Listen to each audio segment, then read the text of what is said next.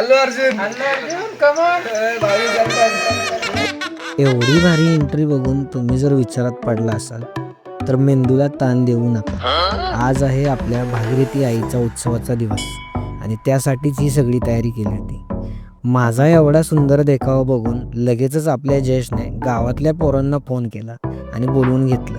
मग त्यांनी पण जरा पण उशीर न लावता मला बघायला आले. मग मी घातलेल्या पोशाखाची जरा त्यांच्यात चर्चा झाली. चर्चा म्हणजे एखाद्या नेत्याला पण मी मागे टाकीन एवढा भारी दिसत होतो, असंच काहीसं ते बोलत होते. हा आपला मित्र आहे, शोभतोय का नाही माझा कार्यकर्ता. मग काय, आपल्या या जनतेच्या आणि आपल्या कार्यकर्त्यांच्या मागे चालत पुढे निघालो. मग काय, मग कधी मध्ये राहून तर कधी त्यांच्या सोबत राहून पुढचा प्रवास आपण चालू केला. ही आपल्या गावच्या पाण्याची नवीन टाकी. यावरून एवढंच ध्यानात घ्या की आपला गाव विकासाच्या मार्गावर चालला. नेता म्हणलं की असं कठीण काळात सगळ्यांच्या पुढे लागावं लागतं आणि आपला स्वभाव म्हणजे याचं जिवंतच उदाहरण. मग एका ठिकाणी थांबून डोंगरावर कमी झालेल्या झाडांविषयी चर्चा केली आणि पुढे निघालो.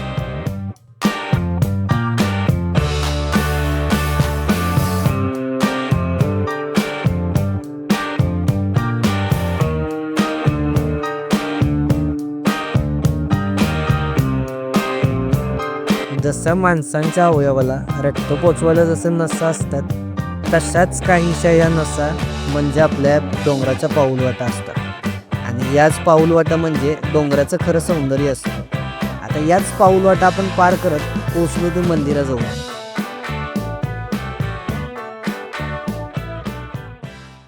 आता समोर जी महिलांची गर्दी दिसते ती एवढ्यासाठीच की खरी देवीची जागा ही या पाण्याच्या डोबरीपाशीच आहे.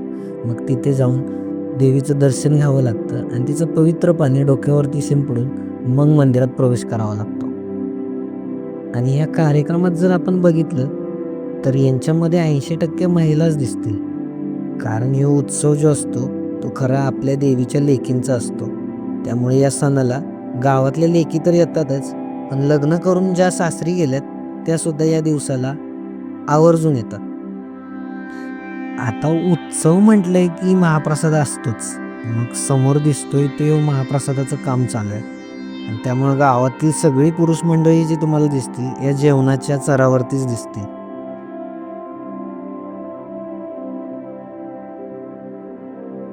समोर लागलेल्या या खणा नारळाच्या वाट्या बघून तुमच्या लक्षात नक्कीच आलं असेल की गावच्या लेकींची श्रद्धा किती असेल. आणि सोबतच नवस पूर्ण झाल्यामुळं लावलेले हे नारळाचे तोरण म्हणजे देवीची महिमा किती आहे हेच सांगून जातं.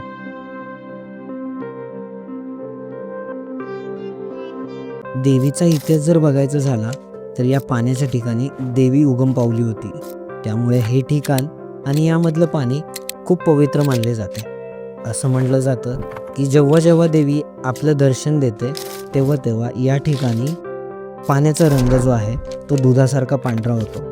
आणि याचा अनुभव माझ्यासारख्या आमच्या गावातल्या खूप जणांना आला आहे. जेव्हा पण तुम्ही आयुष्यात एखाद्या संकटाचा सामना करत असाल तेव्हा तुम्ही या ठिकाणी येऊन डोळे झाकून देवीची प्रार्थना करा. तुम्ही नक्कीच देवीच्या अस्तित्वाची जाणीव किंवा अस्तित्वाचा अनुभव तुम्हाला भेटेल. देवीला नैवेद्य दाखवून झाला की सुरुवात झाली आपल्या देवीच्या आरतीला. आता तुम्हाला जर ही आरती बघायची असेल तर आपण एक जुना व्हिडिओ बनवलेला आहे, तर त्या व्हिडिओची लिंक तुम्हाला खाली कमेंट बॉक्समध्ये भेटेल, ती बघा. आता कार्यक्रमामध्ये अजून एक भाग होता, तो म्हणजे महिलांसाठी आपण हळदी कुंकवाचा कार्यक्रमसुद्धा ठेवला होता. पण त्याला जरा वेळ कमी असल्यामुळे तो कार्यक्रम महाप्रसादाच्या रांगेतच जाऊन आपल्या वहिनी प्रत्येक बायकांची वटी भरून हळदी कुंकवाचा कार्यक्रम करत होत्या.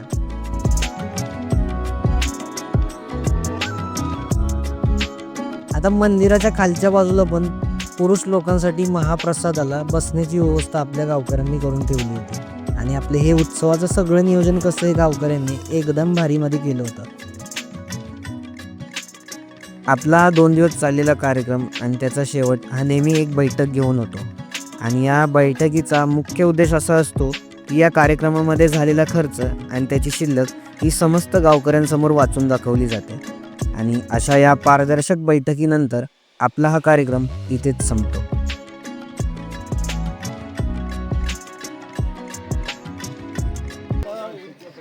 इकडे ऐकून घ्या पुढचं.